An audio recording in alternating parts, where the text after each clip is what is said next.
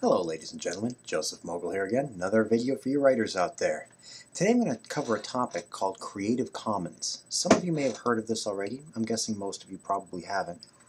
It's a very important topic that every writer should be aware of, particularly in the modern day. And it has to do with what you can and cannot write legally. So, what is Creative Commons? Creative Commons originally is a company, nonprofit, that was founded in 2001. The point of the company was essentially to set up licenses with established authors and the estates of deceased authors so that their work could be used by other authors legally without people getting in trouble. So what does this mean? I'll give you an example.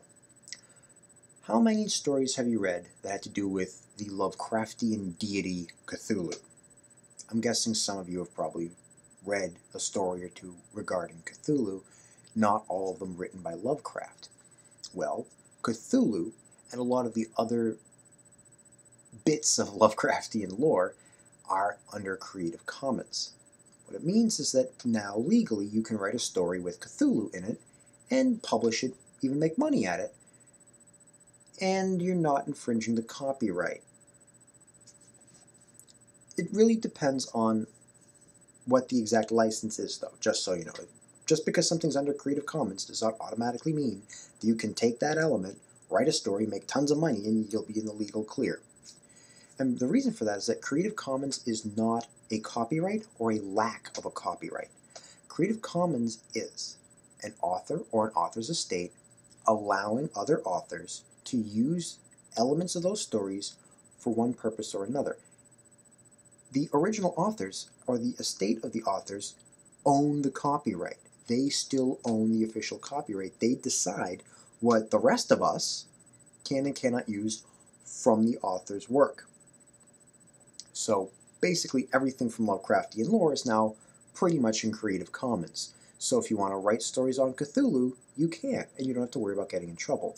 But if you want to use a character from some other story, you might want to double check the exact legality there, check the Creative Commons. In fact, the Creative Commons company has a website, which I'm going to include in the description below, so you can go there. I believe they have a database where you can double check just to make sure that everything's on the up and up. And if you're curious about a little bit more to do with Creative Commons, it's a good resource to have. So that's something you can rely on. But a Creative Commons, the license that a Creative Commons agreement allows for you depends on the author. The author dictates, well, I'm okay with people using my characters for artistic purposes, but not if they're making money. Or I don't care if people use my characters in other stories and they make money at it, as long as they don't infringe on the original plot lines. The exact parameters of what you can and cannot do are up to the original author. Furthermore, the agreements, and this is the way Creative Commons as a company decided to do this, the agreements for the authors are all in simple single-page format. So if you want to find, you can find the Creative Commons agreement that the author or the author's estate has, and it's a one-page deal. You just read through it, it'll give you all the information that you need to determine whether or not what you're doing legally can be done without infringing on copyrights. So in that regard, Creative Commons has been a huge boon to a lot of authors who wanted to write in a particular field. Like Lovecraft is hugely popular. A lot of authors wanted to write Lovecraftian style. Well, what's the legality of it?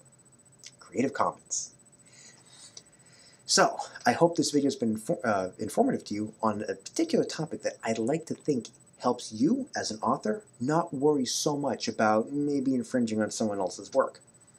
The other thing to bear in mind is that if you become a famous author, you can likewise turn around and do some Creative Commons agreements of your own. So that way you can let other authors know what they can and cannot do with your work. Alright, thanks for watching. Like and, damn it, I'll get this right eventually. Like and subscribe below. If you have any questions, email me. You can get my email through my YouTube page or through my website, hyperlink in the description. Cheers and take care.